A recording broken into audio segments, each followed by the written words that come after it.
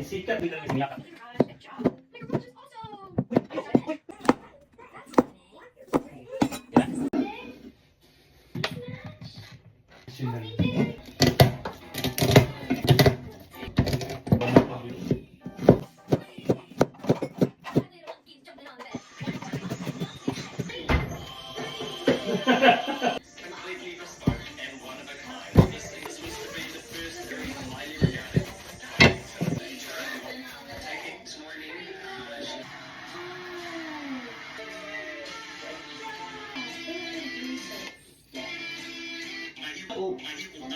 Pila na kabuk.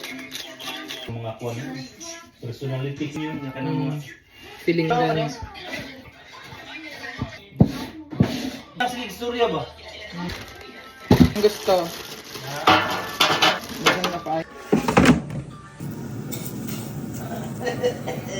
Anak ni Carmina na nalarabang isin. Sige mo! Sige!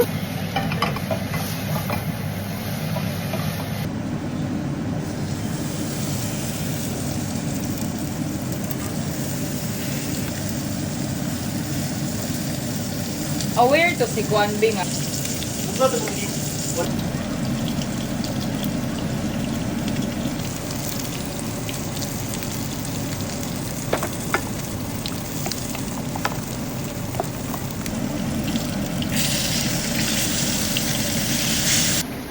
dito ko yung part po.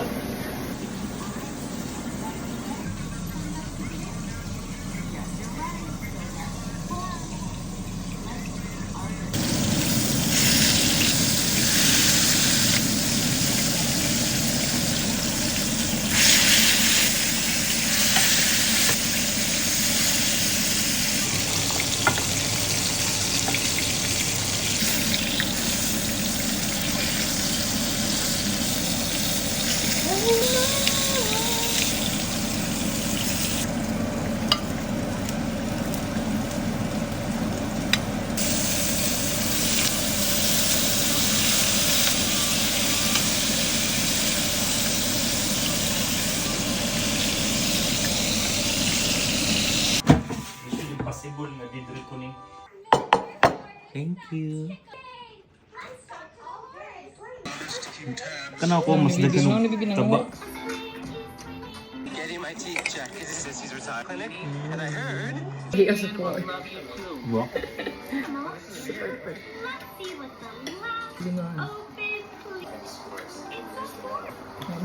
Ano ba? Nali si metal siya nung do.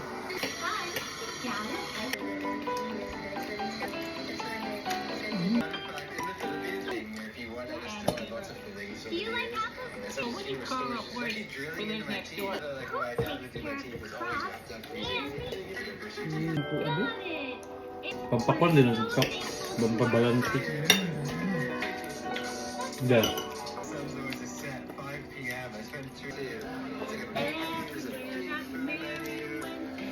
Pagkatapos pala naming magtanghalian, umalis na kami para puntahan ang aming kaibigan na nakatira sa Tocoroa. More than an hour ang drive papunta doon, kaya hihinto muna kami sa may Tirao kasi yung Tirao ay halfway through Tocoroa para kumain ng ice cream. Yun palang nadaanan naming malaking building mga langga ay doon nagtatrabaho si Mike ngayon. Andito na nga kami ngayon sa Tirao at meron silang spring water na potable na nasa harap lang ng kalsada. Isa itong maliit na town sa mga paborito naming towns dito sa New Zealand kasi napaka-cute ng town na to at palagi naming napapansin na tuwing dadaan kami dito ay punuan talaga siya ng mga turista. Yay! Kana ba kana? Ninggarag mo yun.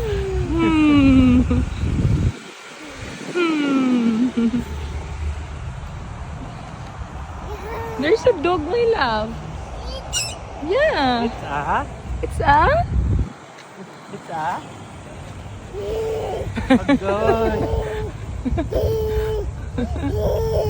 Yeah. Tingnan mo pa dun to. Okay, sayo-sayo. Manantaw na.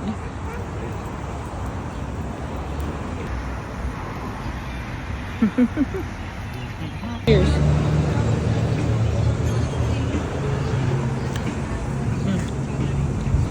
Ito pala yung paborito namin ditong ice cream shop, which is ang Ice Cream One Road. So dito sa North Island, ito yung paborito namin na nagbibenta ng ice cream. At dahil nandito na rin naman kami, binilhan namin ng pasalubong ang mga kaibigan namin. Tamang-tama rin at may nadaanan kaming nagbibenta ng avocado dito sa tapat, kaya bumili din kami ng 2 bags. At pagkatapos nga naming bumili ng mga pasalubong ay bumalik na kami sa daanan para naman hindi kami abutan ng hapon. Hindi nagtagal ay dumating na rin kami sa bahay ng kaibigan namin. Si pangalan niya, si Yuri. Yuri? Yuri Gagarin. Yuri? Kanang itagaan mi ko niya among principal puno na kayo. Galing beans. Hi! Ibi? Parang tumama siya. Binigyan din pala kami ng kaibigan namin nitong napakaraming mga malalaking sizes ng itlog. Nagtatrabaho kasi siya dito sa company na nagpa-process ng mga chicken eggs. At meron silang mga libreng itlog na nakukuha. Kaya naman shinare niya sa amin. Pinagluto din niya kami nitong napakasarap na biko. Tapos pinadalan pa niya kami ng mga karne. At meron pang mga regalo yung anak namin. Sobrang generous kasi talaga nitong kaibigan namin. Kaya naman binibless talaga sila ng Panginoon. Anyway, hindi na pala kami nagtagal doon kasi dinaanan pa namin yung aming storage. At pagkatapos, umuwi na kami sa bahay.